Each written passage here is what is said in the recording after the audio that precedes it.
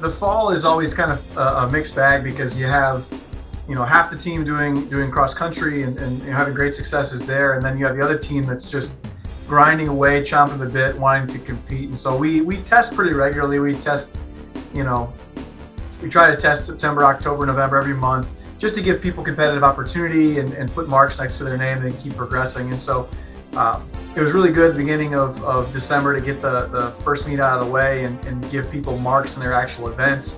And then winter break is such a pain because it's such a long layoff to be away from your teammates and your coaches. But I think that from what I saw this week, we went through strength testing this past weekend, and then we did some of the on-track and field tests during the week.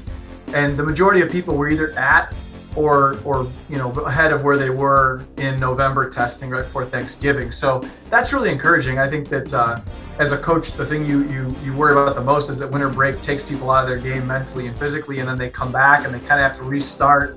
And then that tends to lead to injuries within a month or so. So we're in a good spot there. This week's gone really well. Since we've been back, training's gone really well. Our first day back from break, we actually had testing, which was kind of just to gauge how much people were able to do over winter break, and everyone came back looking really good and really strong. So that set a good tone going into a week of training and into this one, leading up into the meet. I think we're all really excited because we're going to get into our first series of meets since COVID. So for the freshmen and sophomores and most of the juniors, it'll be the first time we've ever had that.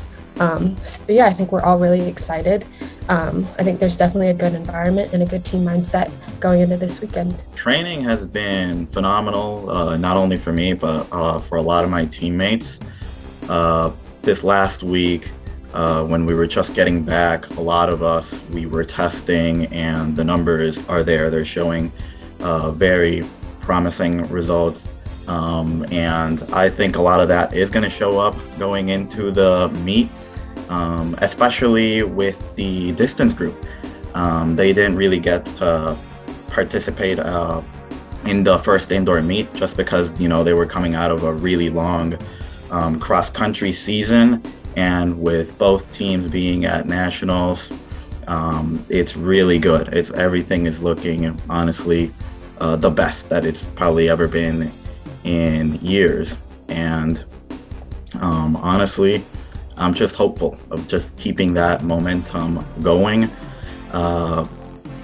because, big meets, like for example, the duel, getting that obelisk, hopefully, and then leading up to the UAAs, I think it would also show up a lot. With the meet coming up next weekend, it's a good opener. It's good competition down in Otterbein, and the atmosphere is such that I think that people will be able to go there and treat it as it should be treated. It's a competitive opportunity similar to our meet in December 4th, where you're not out there, trying to put up your all-time best time. You're out there to learn, to grow, to get one step closer to the end game goals of high performance at the end of the outdoor season here this year.